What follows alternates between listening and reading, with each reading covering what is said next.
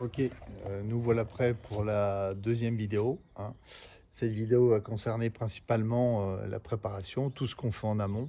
Je vous ferai voir étape par étape ce qu'il faut ne pas oublier pour faire son trip au Maroc. Voilà, on va démarrer tout simplement par la partie papier administratif. Comme on n'est pas dans la communauté européenne, obligation passeport, permis de conduire, carte bleue, bien évidemment toujours un peu liquide sur zone, et surtout la carte grise du véhicule à ne pas oublier. Très important une fois que l'on se trouve là-bas. Ensuite, ce qui est important, c'est de définir avec qui vous partez aussi. Là, en l'occurrence, nous partons à 4. Le niveau n'est pas le même, donc il faudra adapter chaque étape pour que chacun puisse profiter au mieux du road trip, qui sous-entend aussi bien évidemment vacances. Donc, première étape, chacun vient de régions différentes, on se retrouve tous à Malaga. À Malaga, on stationne les camions, prévoir une nuit d'hôtel Malaga, prévoir aussi parking pour la durée de vos séjours. Nous, en l'occurrence, ça va être entre 12 et 15 jours. La réservation est déjà bien évidemment faite. Départ au matin, moto, direction Algésiras. Algésiras, bateau, sous-entend réservation bateau aller et retour. Et ensuite, le trip proprement dit.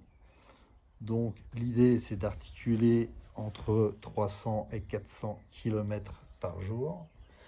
Ici, vous pouvez voir, on démarre donc à Tanger et nous allons descendre tranquillement tout le Maroc. Je vous fais voir grossièrement ici pour vous situer à peu près. Là, on a le lac d'Irki. Là, par exemple, on a Merzouga. Et là, on a Ouarzazate. Donc, voilà ce qui est pour la partie préparation grande ligne.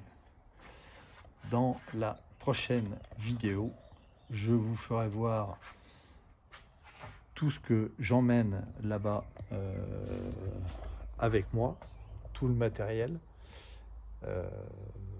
Partant des t-shirts, des tongs, et j'en passe et des meilleurs. Ce sera le sujet de ma troisième vidéo. Et pour tout ce que l'on vient de voir ensemble, lors de ma dernière vidéo, je vous mettrai tout, c'est-à-dire le parking où on était, les hôtels où on était, le tarif, ce qu'on a pensé des hôtels, ce qu'on a pensé des endroits où on est passé, toute la liste de matériel que j'ai emmené. Vous aurez tout ce qu'il vous faut sur la dernière vidéo. Bien sûr, tout ça est sur ma chaîne YouTube. N'hésitez pas à poser des questions, hein, peu importe, j'y répondrai sans problème et avec grand plaisir, puisque c'est ma passion depuis toujours. Voilà. Je vous dis à bientôt pour la troisième vidéo, préparation du matériel.